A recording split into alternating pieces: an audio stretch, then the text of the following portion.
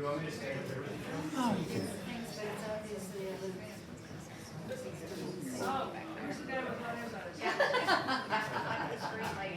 All right, thank you everyone for coming to the Devil's Gate History Club. I'd like to welcome our presenter, Jason Messing, tonight. He's going to talk about drones and historic preservation.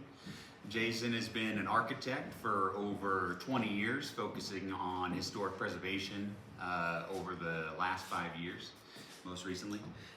Jason has also been involved with the Ghost Town Club of Colorado for a while now. Jason has previously been the vice president, is now the preservation chair of the club.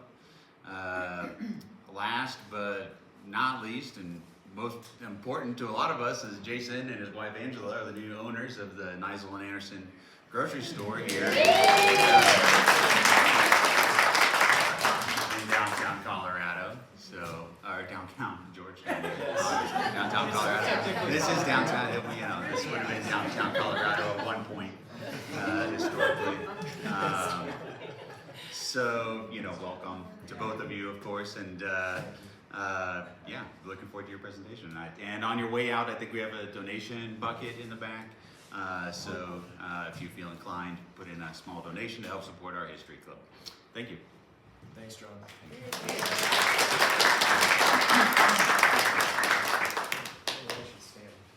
How does this work? You Can just you guys all need hear me okay? be in frame a bit. No, at make least. that dark, Nick. I'm going to use my voice tonight as opposed to using the microphone. We're having some technical difficulties.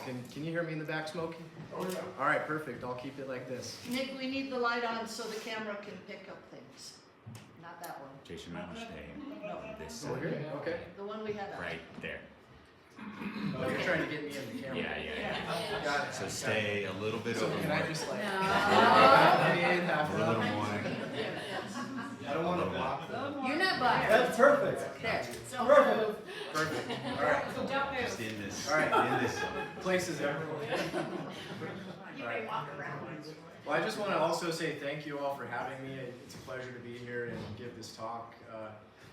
I've done this talk, this will be my fourth time, I believe, giving this one, and I would like to think that it gets a little better each time. I've added some new case studies for you guys tonight that I think are going to be really extra special to kind of show what this technology can do. I know there's a rumor on the street that you guys are into history, so I wanted to start out with a little bit of a story here about how drones came to be. And so our story starts in the early 1900s, and we're in Dayton, Ohio, and there's two brothers, and they operate a machine shop. And one of their specialties really is bicycles, right? And these guys have big dreams about building this machine that will make it so that humans can fly, right? And if I can get this to work, there we go. I am, of course, talking about the Wright brothers here. This is a picture of the brothers. 1903-ish was when they had their first successful flight, and it, of course, revolutionized the world, changed everything. That obviously wasn't anything to do with drones, but that was kind of the start of it all. You had to get flight first, right? And about a decade later, at the outbreak of World War I, all the governments were trying to get this new technology up off the ground, develop it and leverage it as this new weapon of war. And so there's two things that we know.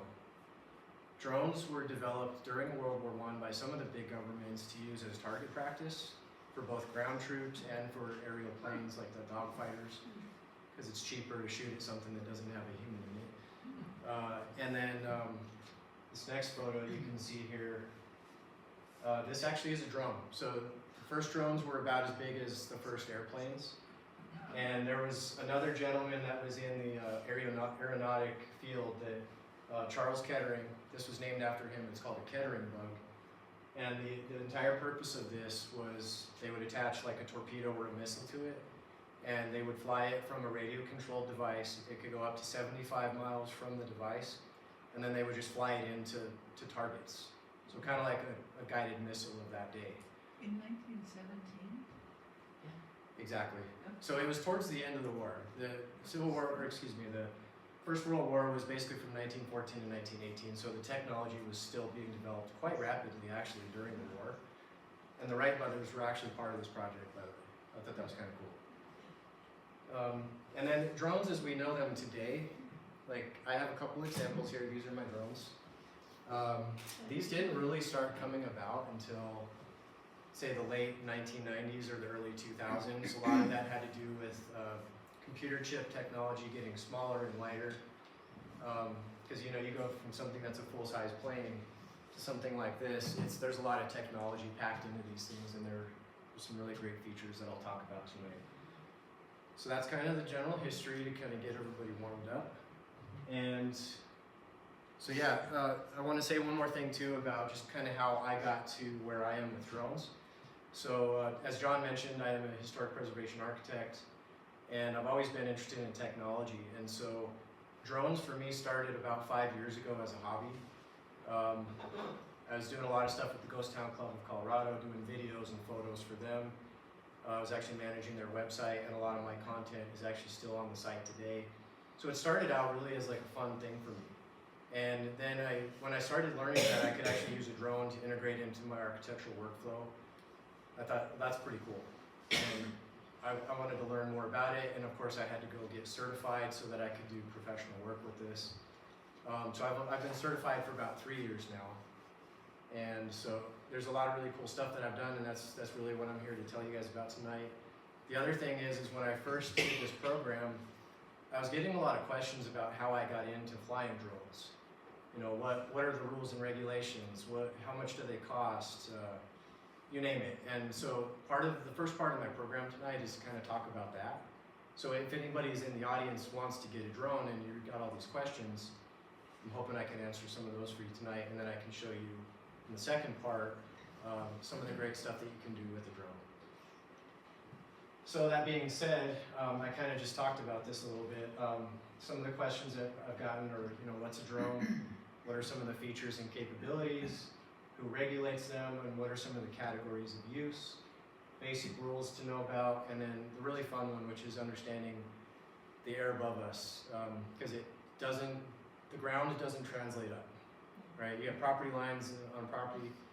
It's different once you get up in the air. And then I'm going to talk to you guys a little bit about my process of when I approach, if I've got a project, and how I'm going to fly the drone at this particular project. One of the thing that I use, it's a tool called an aerial photography plan, and then I have all these case studies, and we might run out of time. So I'm going to get through as much as I can. The other thing I'd like to say too is I'd like to keep it kind of casual, so if you guys have questions, just raise your hand and I can kind of address those as we go, as opposed to waiting till the end. Alright, so let's jump into the introduction part here. So what is a drone? Come on, man. Alright, start with the very basic definition. So the noun is an aircraft without the possibility of direct human intervention from within or on the aircraft. So think about that for a second. That kind of covers everything from a child's frisbee toy up to like a laser guided missile that costs multi-million dollars, right? It also means to proceed in a dull and monotonous manner. We are not going to do that tonight. I also wanted to just mention really quick too that drone is an industry term, and if you want to get technical with it, it's, you know, the governing bodies call these unmanned aircrafts. That's just the unit itself. When you introduce the controller, suddenly it's an unmanned aerial system, so UAS. So the entire system is the controller and the drone itself. And so here are just some really quick examples of what drones are, what are the different types that are out there. You got everything from a simple child's toy that's got protection over the rotors so that they can bounce this thing around the room and bounce it off the walls. You got these little RC planes. I built one of these with my dad as a kid, and we flew it down at Chatfield Reservoir. There's a little picture of kind of like the one I've got sitting here. It's like an earlier model. And then you got a lot more of the sophisticated stuff. Some of these drones, they come with the payloads built onto them. And when I say payload, I mean things like cameras and LiDAR and all that stuff. These two that I have here are examples of drones that come with the payload on them, and you can't take it off. So what you have is what you get. Like, and an example of one that's a little better, but it's a lot more expensive, is this guy here. Just think of it as like a flying tripod. You can take the payloads off. So if you want a camera for one mission, fly it, and you bring it back, and then you put a LiDAR on it. They have all these different attachments. And so when we talk about rough order of magnitude of costs, this is kind of where it breaks down. Obviously the toys are going to be a lot cheaper. And then as you get up to these more sophisticated ones, think of like the more the features you have, the more expensive it's going to get, right? Just like with our cell phones and all this other technology that we use. So what are some of the features and capabilities? A very long list here, and I'm not going to read it to you guys. You can kind of look it over. I will go into more detail in some of these later on when I get into the case studies, because some of these actually directly apply to some of the work that I'm doing. Excuse me, but what I would like to say here as a bullet point is that drones have become really a multi-billion-dollar industry at this point. They affect a lot of industries in the world, and they've really revolutionized the way some work gets done in these fields.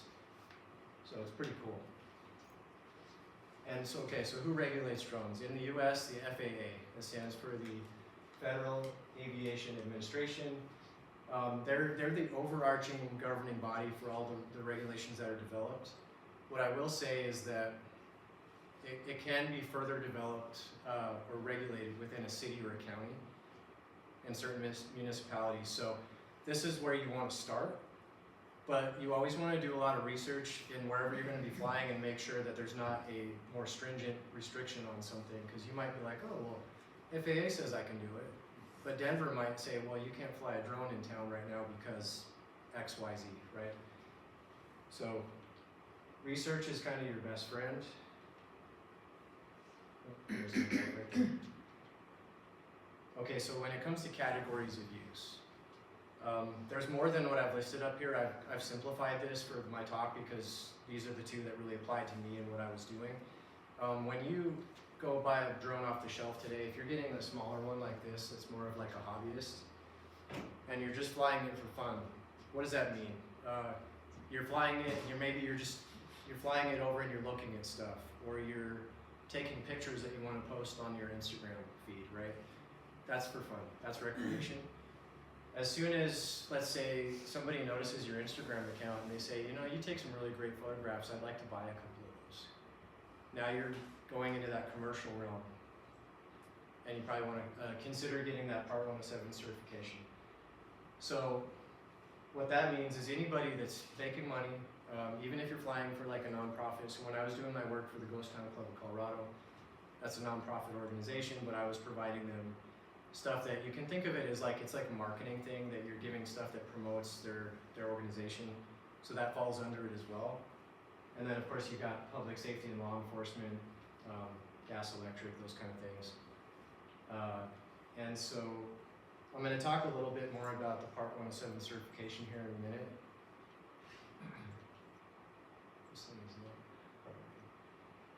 So, as far as, let's keep with the FAA part for a minute. So any drone that you buy in the US and is flown here has to be registered with the FAA. And it costs $5 per drone, so $10 for what I did here. It's not a lot of money, but there is one exception. So it goes by how much weight you have.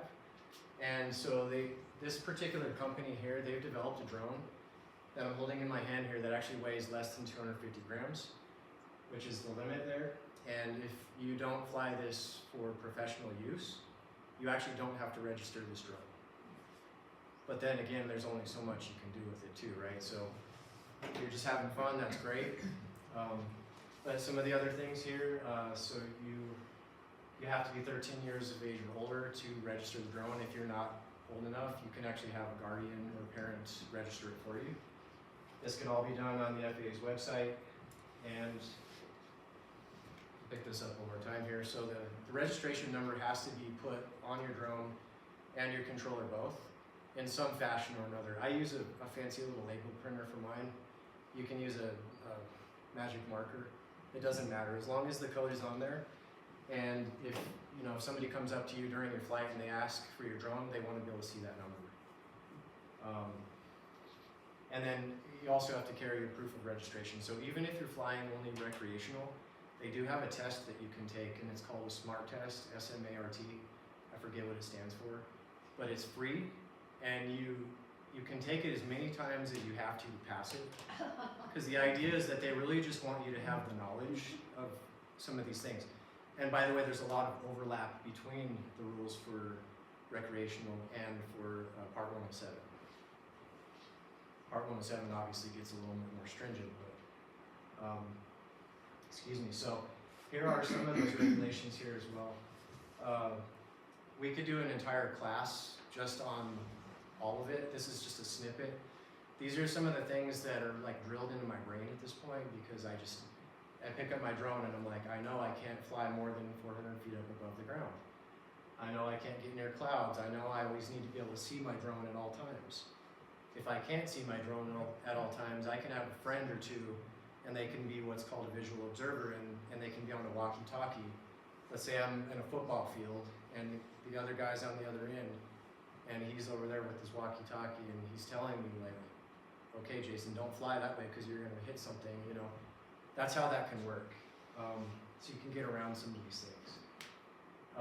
And then airspace, we're gonna talk about airspace in more detail in a minute. But sometimes you have to ask for permission to fly.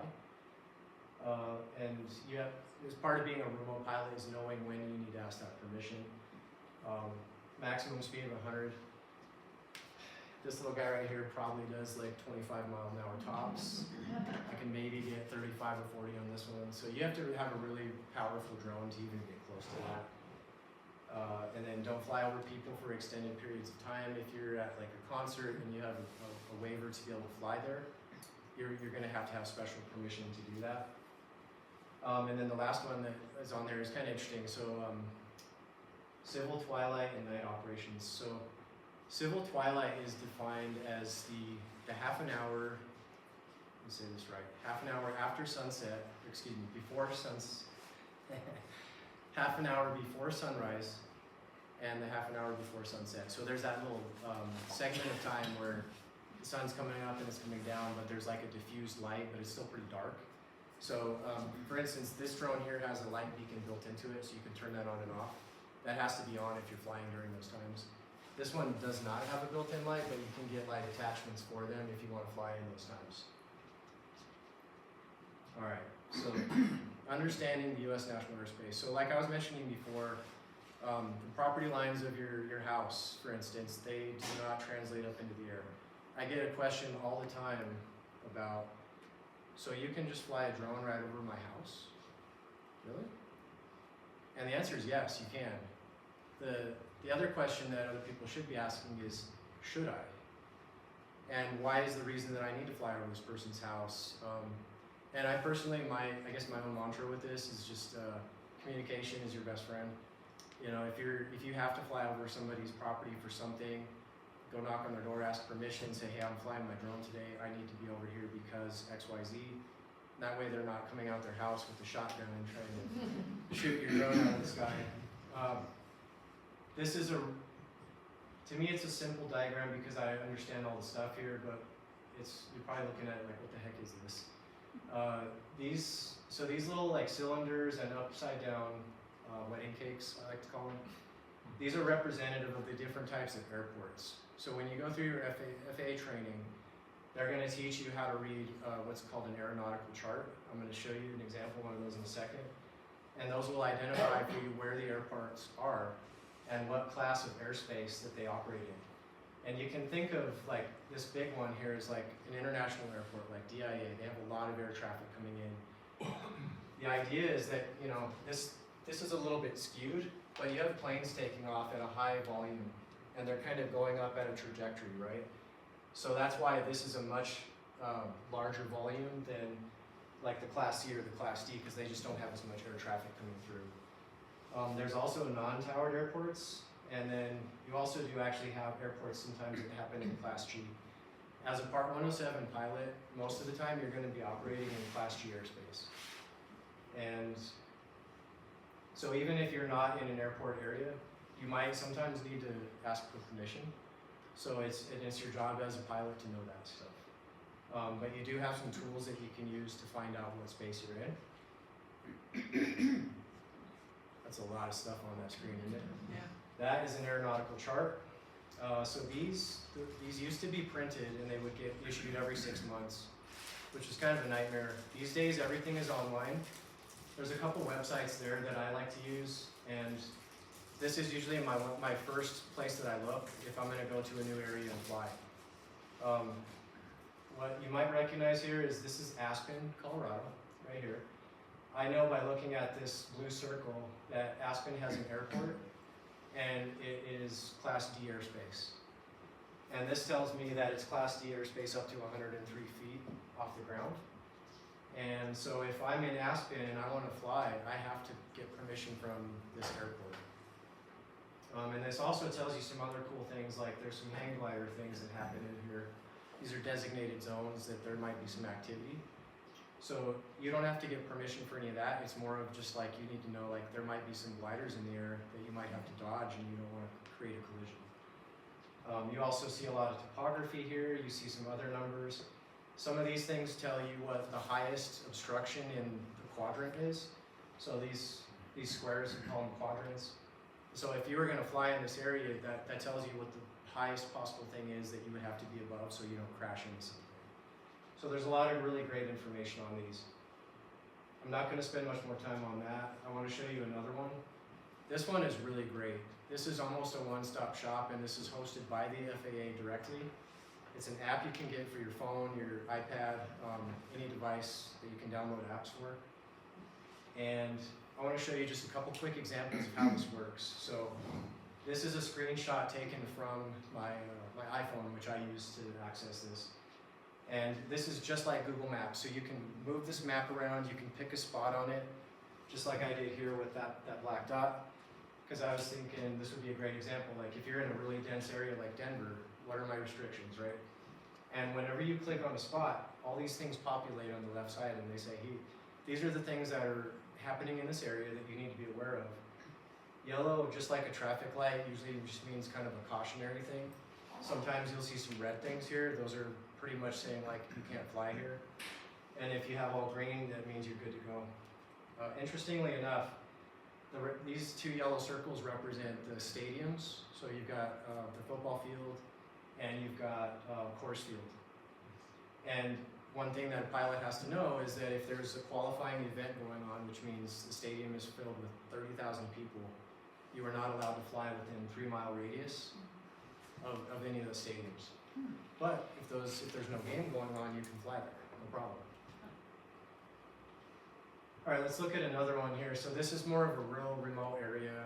This is more of where I fly because I'm doing ghost town type stuff, and a lot of my projects just happen to be out in the middle of nowhere. So I used Aspen again. So Aspen's up here, and you can see that circle again. So that's representative of that Class D airport that we talked about. And then this is Ashcroft Ghost Town down here. So I was thinking it would be cool to fly there, and so I'm looking at it on the map, and I'm like, okay, what restrictions do I have? There's nothing going on down here, right? Or is there? What are these? So these yellow blobs, those are what's called wilderness areas. So when you get in a really remote spot, you get into a wilderness area. So if you're in the middle of that zone, you don't need to do a thing. But what about these? So these are kind of tricky because what they say about wilderness zones is you're not allowed to take off or land within these areas. If you're outside of it, you can take off and land, and you can actually fly into them and come back out. Tricky, right? So they like to throw a lot of little fun stuff like that in there. Yeah. And let's see, let's look at one more. Okay, the Old 100 Mine. So this is actually one of my case studies later, so that's kind of why I wanted to use this one as an example. So this is down by Silverton, Colorado. The Old 100 Mine buildings that remain are in this little area next to Howardsville. They're in an extremely remote area. There is a wilderness zone down here, but there's nothing going on up here. So what do we have to do there? Do we have to ask for permission? What I like to say is yes. So even though there's nothing on here restricting me, I happen to know from research that this property is owned by the San Luis County Historical Society. And rather than just showing up and saying, hey, I'm gonna fly my drone, I like to call in advance and say, hey, can I fly my drone? I'm working on this project, this is what I'm going to do. usually I'm like happy to share the information with them as well, which kind of butters them up and like, yeah, go on up there, don't worry about it. But it's always good to ask permission. It's always good to just keep researching and to know what you're getting into so that you don't cross a line that you shouldn't have crossed. Okay. Any questions so far? In those wilderness zones, excuse me, is there no height restriction then? Just as long as you're not taking off and landing, you can fly over any height? So under Part 107, you are restricted to 400 feet above the ground, no matter what, unless you have a waiver. So, but think about that, right? So you've got hills and mountains. That's considered the ground. So as the mountain goes up, you are also allowed to go up in conjunction with that. But as low as you want though. Oh yeah, you can go as low as Okay. you want. Yep. How do you know what altitude you're Yeah, is there a reader on your, There is. okay. There is. There's actually pretty sophisticated real-time flight data that you get. Tells you how far the drone actually flies horizontally from you, how high you are, how fast you're going. There's quite a bit of data that's thrown at you in the moment, so you're able to tell those things. Yes, sir. What do you think the compliance level is? I mean, you're obviously following the rules, the laws, but I'm a rule follower. I mean, You know. of most of the people we see flying drones, do you think most people are getting the right certifications, and or do you think it's just Wild West? That's a great question. It's hard to say. I think a lot of people that fly recreationally probably are less in the know because they'll take that SMART test, and again, like I was saying before, you can take it as many times as you need to for free. But I think a lot of people don't even know they need to get that, and they'll just go buy a drone and start flying it. And so I think it's kind of, there's a learning curve for sure of knowing like what you can and can't do, and I think you have to make a few mistakes sometimes where you come to a seminar like this and you learn what some of the rules are. Does that answer your question? So do you get a ticket? So what happens is if the FAA comes, or even in local law enforcement, Yeah. those are kind of the two main bodies that can come up to you at any time. If they did that and you're doing something you're not supposed to, depending on what you're doing, some offenses are worse than others. They can fine you a certain amount of money, they can take your equipment, they can pretty much shut you down. Yeah. They charge you with trespass? Yeah, I mean, if you're on private property, like physically on the private property, they could absolutely do that. But like if you're in the national forest and you're violating the rules, they still can write you up there. Yeah, let me go back. If I can. I was showing you those wilderness zones. Yeah. So if you're in one of those, that's an area that's, I would definitely call as restricted. But if you're not in any of those zones, you're reduced down to the most basic Part 107 rules, and as long as you're following those, you'll be in compliance. Any more questions so far? What's going on there, Joel? Is it working? You have some pop-ups and stuff. Oh, Not that. shoot. I'm trying to. Let's see. Let me see if this works. Yeah, there it goes. Okay, thank you. Just had to wake it up. Okay. So earlier I showed you guys a very long list of all the features that come with drones.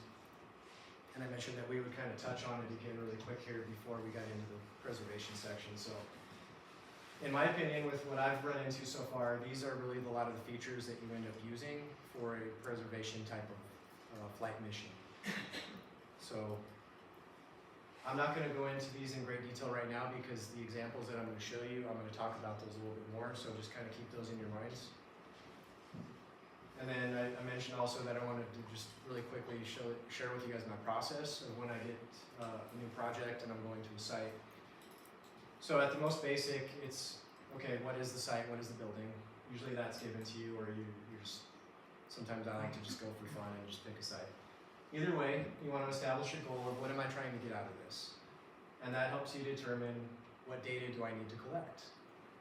And then going back to like what I was saying before, all this research is very important. Who's the owner? Do I need to ask permission? Can I even get on the site, or am I outside of the site flying in? All those kind of things you want to know as much as possible before you get there. And the weather is a very important one. Usually you can only get that one a couple days in advance, but I keep an eye on that one. Some drones are waterproof, mine are not. And okay, so the aerial photography plan, I'm going to show you an example of that in a second. And then are you staying overnight? Do you need to book a hotel? Simple stuff like that. Drones, like our phones, have software on them, and they constantly get updated. So you want to check, hook it to the internet, make sure you got your firmware updated, because there are some pretty good updates that they do. They fix bugs and all that kind of stuff. And you don't want to be trying to do that out in the field. It's terrible. That happened to me once, and I'm like, I'm never doing that again. Make sure your batteries are charged on both the drone and the remote, and inspect for damage and repairs. And then go get your data and process it. Okay, so here's an example of what I put together as what I call an aerial flight plan. So this again is the old 100. So when I first decided I was going to go to the old 100, first of all I want to say, like, I really wanted to get to this site because architecturally speaking, this is one of the coolest sites I've ever been to. You see these buildings and you're just like, these don't belong here. They're on the side of a mountain that's about this steep. And it's like, how did these get here? Why were they there? There's a lot of really great stories about it. But so I wanted to get there, and then I had this drone at the time, this little guy. I didn't have this one yet. And this one does not have a lot of great features on it. It's compared to this one. It is, I'm not saying it's not a great drone, but compared to this one, a lot of what you have to do with it is manual, and with this one, it's automatic. So I had to have a much more sophisticated plan when I went out, so I knew exactly what I was doing. And so this is a lot of data. I'm not going to really talk about all of it, but it's just saying, like, certain times of the day are ideal to get certain pictures. When we talk about photogrammetry, it's taking a lot of pictures, and that's what you get put together to make a model.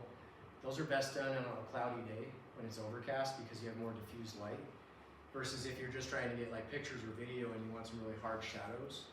The sun being out is actually great for those.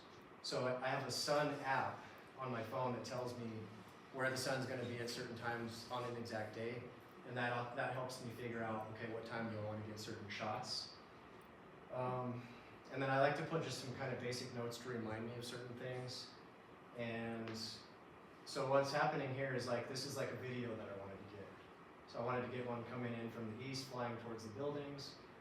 These are pictures, so it's all kind of cataloged, so when I get there and I'm like so excited to fly my drone, I don't forget what I'm there to do, right? Okay, so let's get into this. All right, this is the old 100. That is actually a drone shot, because probably where the drone's floating right now is about 100 feet down. That's how quick the terrain drops. I should say too, really quick here, that's the boarding house on the left, and this is the aerial tram building. Yes, Ellen? Where is it? So this is the one that's down by Howardsville, which is just east of Silverton. Okay. Yep. And this is all that's left of these buildings today. They actually did a major restoration on this project back in, I think, 2005, I want to say. Beth Sagstetter was part of that. All right, so again, what are the goals, right? So I wanted to go up there and I wanted to actually get a model of this set of buildings, so I could come back and as an architect draw up some plans, because I wanted to have a copy of these plans for myself.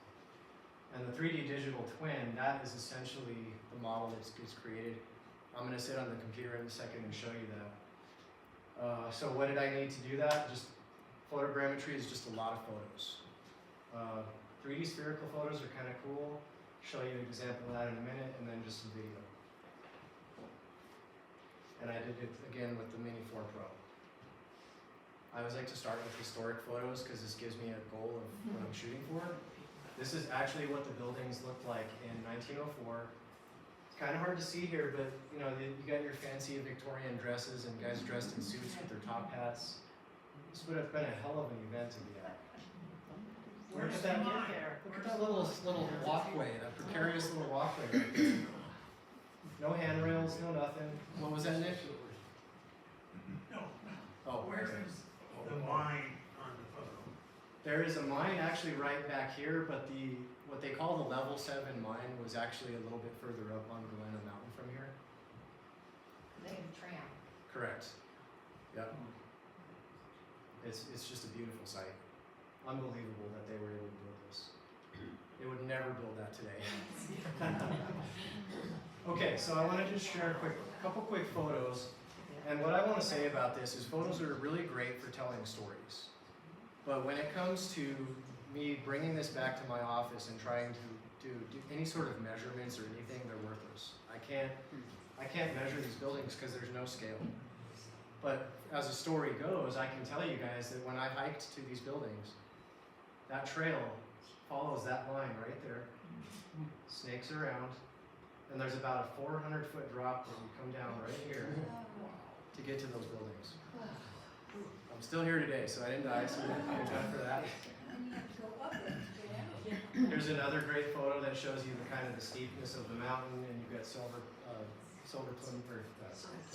thank you, back in the distance here, and a nice little sunset. There's another one from up top. This is actually a drone shot too. This is not me like hanging off the cliff. You're about 3,500 feet down in the valley below there, so that's how high up you're. And the Historical Society owns all of that now, is that correct? Correct. Down to the bottom. With the exception maybe of the mine tour at the bottom, I think somebody else privately owns that. This is another nice close-up. No easy place to get building materials. No, not at all. In fact, Drop them in. I can send you guys a link to a video to watch of the restoration of this. They actually had to use a helicopter to fly the Wow. materials out. Yeah. Yep. Okay, let me show you the 3D photo real quick here.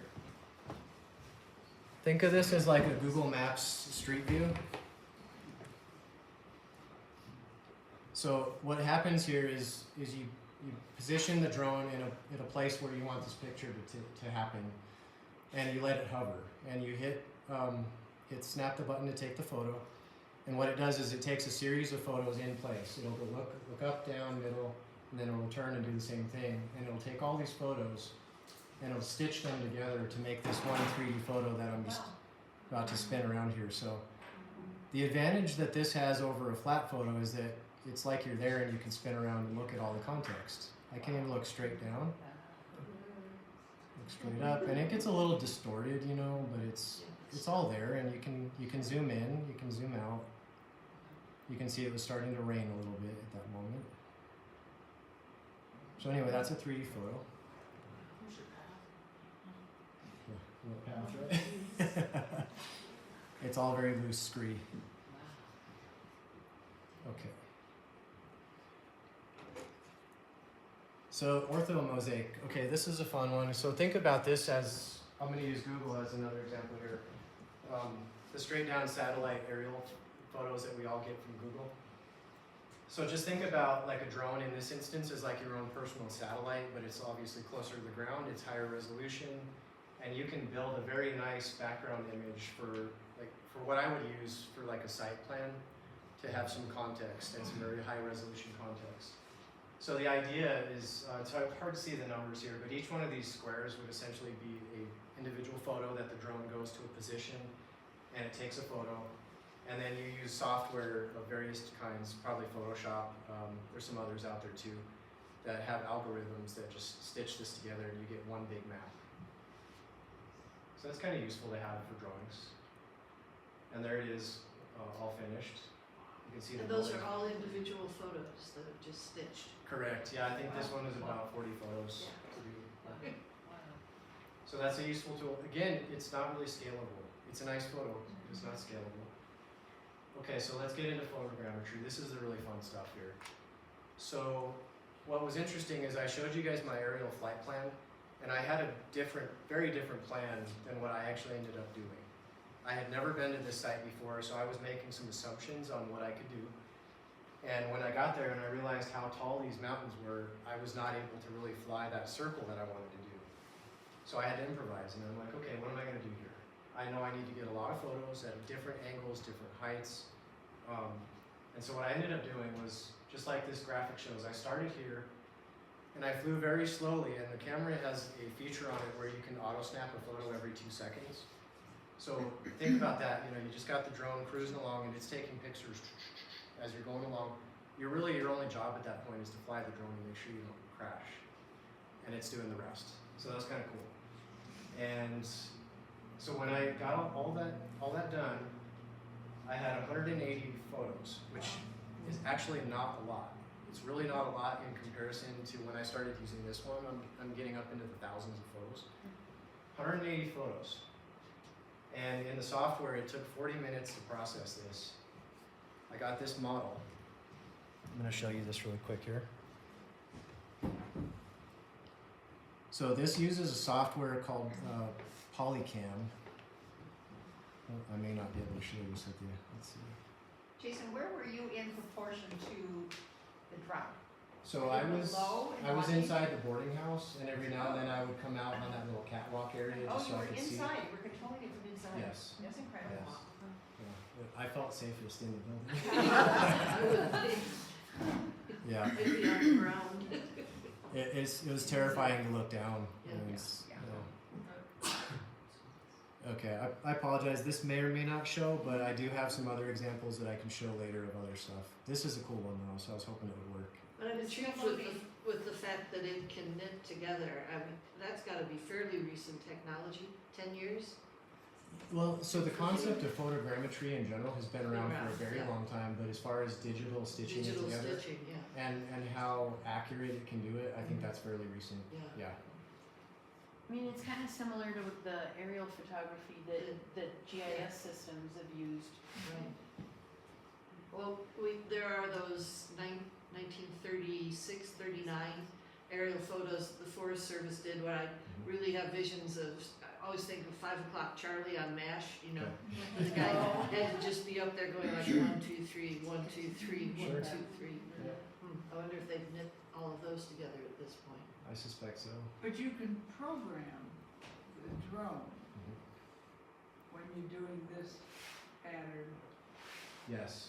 to take, you don't have to stop it and tell it to go forward, turn right, and go down. You program that into it. I would say you can do it either way. So if you want to go completely manual, you absolutely can. Not every drone allows you to program preordained flight paths in. The little one, it does have some very rudimentary flight paths that you can put in. It's almost there. It's almost there. There it is, there we are. All right, we're in. Okay. So this is really cool because once you're in this model, what you can do is you can zoom in, you can orbit, and you can pan around, which in and of itself is awesome. But what I'm going to show you in a second is really going to blow you guys away. So what I really want to just do is zoom in really quick and show you just some of the detail. Oh my God. So there's a rock right there, and it picked that up. And you can really zoom in and you can see what's going on with materials. One thing I want to mention here too is so Ghost Town Club Colorado was working with the San Juan County Historic Society. With a donation that we gave them, we were suggesting that some repairs needed to be made here, and I was able to send them snippets of this model, because you can see we've got some roof missing here. We have some siding starting to come off, and this is important stuff because if we lose the roof, we're going to lose the building pretty soon too. So I was able to use this as a tool to share with them. But all right, so check this out, guys. So this has measuring tools. So if I'm an architect or a contractor and I'm trying to actually use this to quantify things, and I just even want to know what's the length of this wall, That's not fair. it's about 40 feet long. And I can do area takeoffs. So maybe I can't. It wants me to buy a subscription. I used to be able to do area. So you could actually do the size of the windows. You could do the size of the windows. If you wanted to measure what this whole plane of this roof area is, you can do that. So that's a pretty neat tool. And I directly used this model to take measurements to recreate those architectural plans. Okay, so let me go back. I'm gonna jump back to this, which is here's a snippet of the plans. So just a simple cover sheet for the drawings. All that topography that you're seeing is also extracted from the model. So, and notice that looks a lot like our historic photo that we started with too. There's our site plan with the ortho mosaic underlaid. These are floor plans of the boarding house. Elevations. Again, look at that terrain. My goodness. Building sections so we can understand how this building looks vertically. Right? Yes. Jason, did you draw these yourself, or Yes. did this become, digitized somehow? Yeah, this is all me. What I will say is there's no easy button here too. You get all this data. there's no button that you can just push and say, okay, draw me up some drawings. Not yet. They might, with all this AI stuff, we might be getting there. And then I might be out of a job too. So you took all of the measurements that you would have needed if you were doing that and then drew them in. So you know, without the drone, what I would have done is I would have took my tape measure up there, and I would have took hundreds of measurements and Yeah. probably messed a few of them up. Right, But now I have a model that I can take home. yeah. And what I like to say too is once I have the model, I can visit the site anytime I want, and I can measure things, and it's extremely powerful. This is the tram building, floor plans, elevations, sections. Okay. Jumping into our second case study. How are we doing on time? Don't worry about it. Am I cruising? Yeah. All right, we're enjoying it. Good. So Dairy Ranch. This is a site that is pretty significant historically in Colorado. It's located near Leadville. It's south and west of Leadville and a little bit north of the Twin Lakes, if that kind of gives you an idea. Okay. So what happened here was there was an old rancher named Dairy.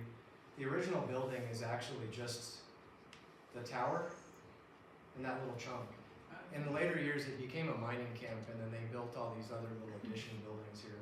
Today, it's fallen apart, as you can see, and they're actually doing some active mining up and around that area right now. Unfortunately, what we learned earlier this year was that the city of Aurora owns this site, and they're going to build a dam here in the next couple of decades, and we're going to lose these buildings. Yeah. So this was earlier this year, and I had just gotten this drone, which is a powerhouse for doing scanning. And I said, well, this would be a great case study to just go out and digitally preserve a building. I may not be able to save these buildings in real life, and I did try. I actually reached out to History Colorado, State Historic Fund. Cindy Neely helped me with that one. And we didn't get very far. So I said, okay, well, can I come out there and fly my drone and scan this building so I at least have a digital copy? They said yes. So my goal, and I haven't done the drawings yet, is to make some drawings and get a 3D digital twin. And I was to do that with this drone. It's a lot simpler. I'll show you guys this is awesome. This drone is like, I love this drone. It does everything pretty much for you. So it's a pre-programmed flight using AI technology. That's the coolest part about this. It's got a better camera than this one. This one's only a 12 megapixel. So we're getting better resolution, and everything is pretty much automatic. So this controller is pretty big, and it's got a nice screen on it. When I'm setting up a flight plan, that's what it looks like. And I'm doing it all right on the controller, in the comfort of my home. I don't actually need to even be on the site to do this. But you can see the Dairy Ranch buildings right there. So on the computer, or excuse me, on the controller, if it's hooked to the internet, you can pull up a map and you can actually go to the site where you know you want to fly.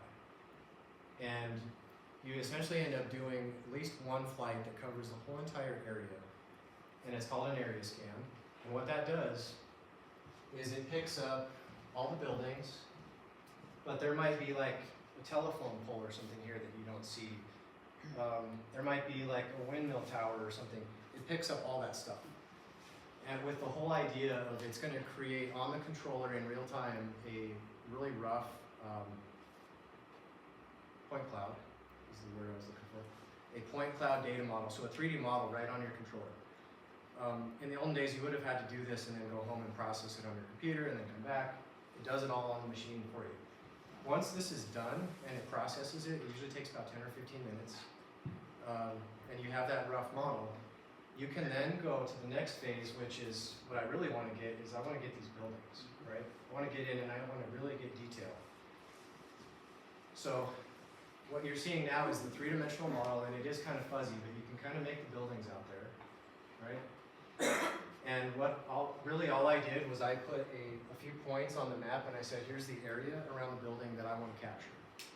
And it did the rest. And it says, here's your wireframe flight path that's three-dimensional, and it's going to go around the building. It's going to dodge obstructions, so I don't even have to really make sure it's not going to crash. I do, but I probably don't need to. It's that sophisticated.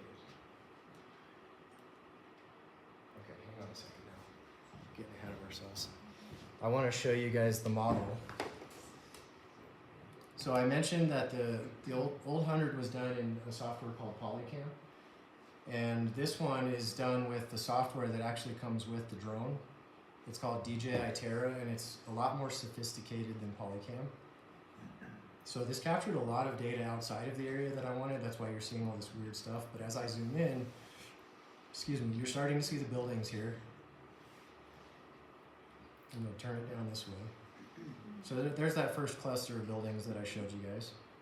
And you can kind of see it, it's reacting to where I'm looking. So as I kind of pan around this model, the detail is fuzzy right now, but as I give it a second, look at that detail.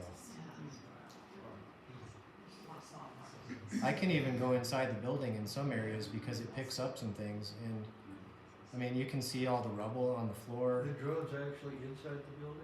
It didn't go in the building, but the parts where it was exposed to the outside, it could see in. It actually picks that up. Yep.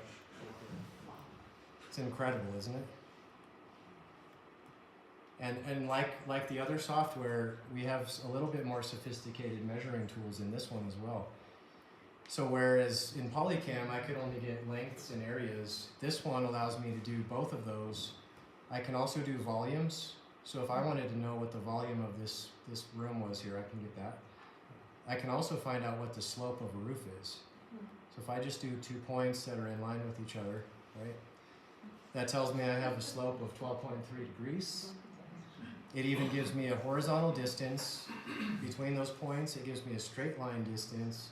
And it also tells me the height difference. So there's a lot of data happening right on the fly here. What's really cool about these two is it makes a point cloud. And a point cloud is something that you can use with architectural software to import it in, and you can actually use it as a backdrop. And I have another example, I'm going to show you that in a minute. But so there's a lot of really great things happening in this software that's not happening in the other. Okay, so let's go back. You guys all know this one. All right, so the Santiago Mill, of course, is up in Waldorf Basin. It's, I believe, one of the last remaining examples of a flotation mill in the state of Colorado. So it's an important historic building for our area here. And again, you know, the goals, you're going to see a lot of overlap with the goals from this point forward is really to get that 3D digital twin. The difference with this one is I'm working with the Santiago stewards this is going to be kind of a test case where we're going to try to make this model available online on the website so that just like I'm doing with this model here, spinning around, you can go to the website and you can actually interact with it like that. So that's kind of the whole point of this case study. And beyond that, I mean, it's essentially the same kind of cool model as we've been looking at with the dairy ranch. I wasn't even actually trying to pick my truck up there. I got my truck. So it gets a lot of the surrounding area. But you know, there's our building. And if anybody has been to this site, you know it's not exactly one of the easiest to get to. There's probably some that are harder to get to, but folks that can't make it up there, if they're able to see this online, it's an accessibility tool. And I think that's pretty neat. You can even see Jarvis's interpretation signs there. Good job, sir. Can you read them? You cannot read them. I was actually not focusing on scanning them, but if I had, you would actually be able to read them. That's amazing. Because check this out. You can read that. Yep. Yep.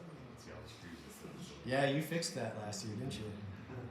All right, so let's jump back into the presentation here. All right, here's a fun one. This is probably one of my favorite ghost town sites ever. This is called the Champion Mill. This again is in kind of the Leadville area. If anybody's familiar with, you just go south of town, there's a county road that goes over and it gets you into Half Moon Gulch. And it's about 15 miles in. It's a pretty rough 4-wheel drive. You have to cross the river twice. So it's a very remote site. That's part of the reason why I wanted to do this one, because I haven't talked about this little guy yet. So this little tripod device here, this is called an RTK unit. And RTK stands for real-time kinematics.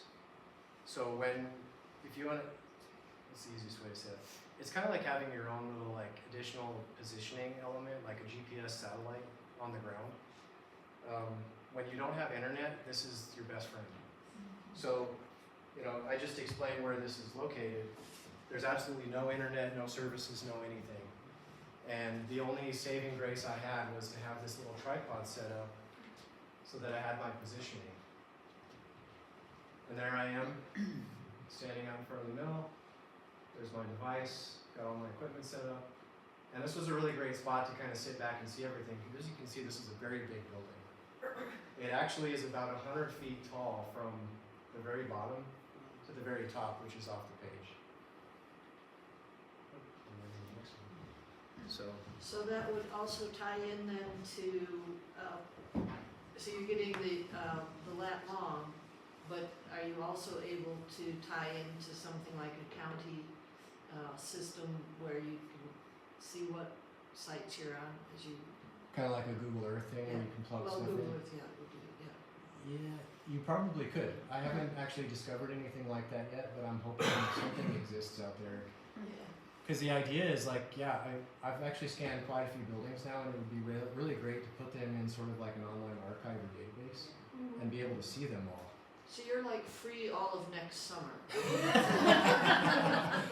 Is that all it's going to take for all of our sites? Oh man. We might need a little more time. I've got some mountains to talk to you about. Yeah, well, I'm glad you're asking me now. Book early. All right, let's jump into the next one here. So we mentioned that I'm an architect, and I'm working with a group called Formworks Design Group here. So these next few case studies that I'm going to talk to you guys about are with my firm.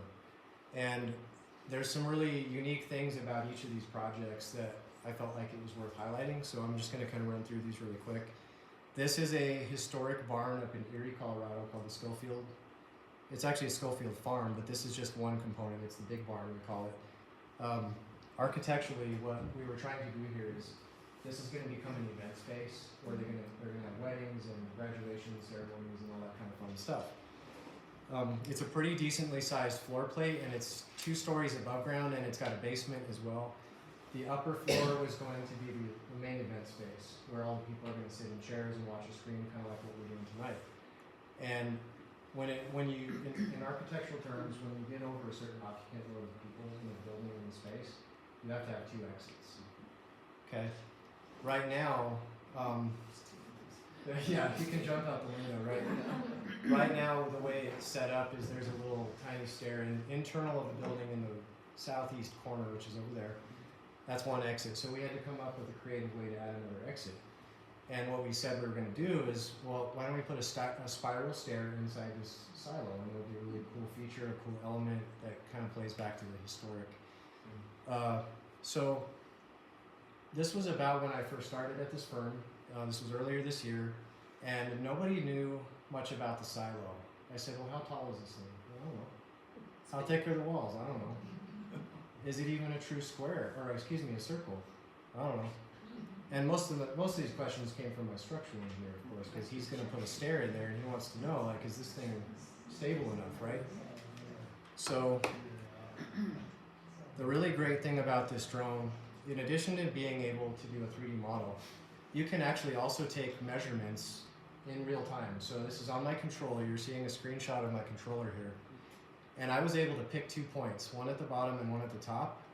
And it told me right there that this is like 36.8 feet. So you can do that stuff right on the fly.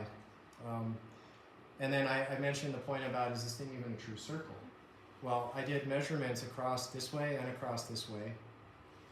Turns out it's not a true circle, which is really great to know before you build a perfectly round stair and try to drop it in there, right? Everybody had assumed it was a circle, and we're just like, okay. And so this to me, it was like value add day one, because even without building a model, I was able to do this stuff. And yeah, so I think that was kind of the main point of that one. I did do a 3D model of it, and it was really cool to be able to fly around the silo, but yeah, just knowing all that stuff, it was a really great tool. The next one here we've got is, this is the Wyatt Academy. This is a historic school. I believe it used to be called the Hyde Park School, and it's off of 38th and I forget the cross street. Sorry, it's in Denver. Very cool historic photos that we had for this building, and unfortunately over the years it hasn't been maintained very well. It's starting to fall apart. We're essentially doing an entire exterior rehab on this thing. Lots of masonry, repointing. Windows need sashes replaced, repainting. Panes of glass are broken. But here's the thing. So, excuse me. So in order to do like as-built drawings for this, I don't even know how I would have done this the conventional way. This thing is 3 stories tall, and look how tall that roof is. So the drone was incredible. It took about 3 hours to do a scan on this building, and this is the point cloud. So that's what you're seeing here is in my drafting software called Revit, and that's the 3D point cloud dropped in there. And I'm gonna just kind of jump back and forth between a couple slides here. That's the drone building using the software's modeling elements. So I'm able to get a very, very accurate building model to have as the backdrops for what eventually become our construction drawings, right? So that's an orthogonal projection of the building now, and we're starting to be able to identify there's cracks there, and there's, these lintels need to be replaced, and all the things. So it's really great that once you have this backdrop that you can just kind of go gangbusters. Again, no easy button, but it does help in your process. Okay, last one. I was just down in Pueblo 2 Mondays ago now. This is a 150-year-old church. It dates back to the slave days where, I forget the person's name, but it was a slave that was given freedom, and they came and they started this church, and it's been a black-owned church ever since. And they're celebrating their 150th anniversary this year, I believe, just like the state of Colorado. Where's next? This is down in Pueblo. Yeah, 600 West 8th Street. So, and it's, as you can see by the photo here, it's a very modest church. It's not very big. It does have a basement, but there's a lot of, just say questionable construction things that they did back in the days. And when I show you these next photos here, look at that. This roof is in serious disrepair. It's down by 20 inches, and I was able to tell that from the drone scan. We're in a phase with this building where we're essentially needing to provide a set of what we call emergency construction drawings, because this building should probably be condemned right now. It's so bad. So what's really great about this one was I was able to get this scan and I could send this over to my structural engineer, and he can analyze it for what really needs to be done. We're gonna have to beef these trusses up. We're gonna have to bolster this roof back up into place. The other thing that happens when trusses start to go down is the walls start to heave out, and I was able to see what that deflection was. So that's pretty powerful stuff. Any questions so far? Was that point cloud generated with the photographs, or is that the LiDAR capabilities of the drone? So I actually am not using LiDAR at all. This is all photogrammetry. Yep. So it's actually, in this case, it is a button that you press in the software. So you have the option to either create a point cloud or a 3D mesh. And then there's a bunch of other things that you can do as well. The standard I always use is a 3D mesh, because that's essentially what we're looking at in these photos when I'm spinning around these models. But the point cloud itself is just another button that you push, and it can extract that data as well. Kind of related, I guess, with how good software is getting with photography and like distances and all that. Is there a use case for LiDAR mesh? What is the use case, I guess? That's a really great question. So here's my understanding of LiDAR versus photogrammetry. So if you go up with a drone that strictly has LiDAR, you're gonna get some very, very accurate data. Jason, I'm sorry, can you define LiDAR? It's radar with laser. Now you're testing me. It's Laser infrared. light detection and raining. Okay. Thank you. Okay. Light detection and raining. So what happens is you have a laser that shoots out in all directions, and it sends back. And when it sends it back, it knows the distance so that It's kind of doing it differently from photographs just because it's using a laser. The difference in my understanding is that with a laser, you don't get like the texture mapping and all the colors and the materials. You really are just getting a very highly detailed point cloud, which can be useful in some cases, but I would argue that with the accuracy that this is giving me, this is actually the best of both worlds because I can do a mesh and a point cloud. So I can see what I'm looking at. Again, I can go back to the site anytime, right? I can zoom in and I can see defects in the building, but then I can also extract a point cloud to use as a backdrop in my drawings. So, good questions. Anybody else? I think that's the end actually, so.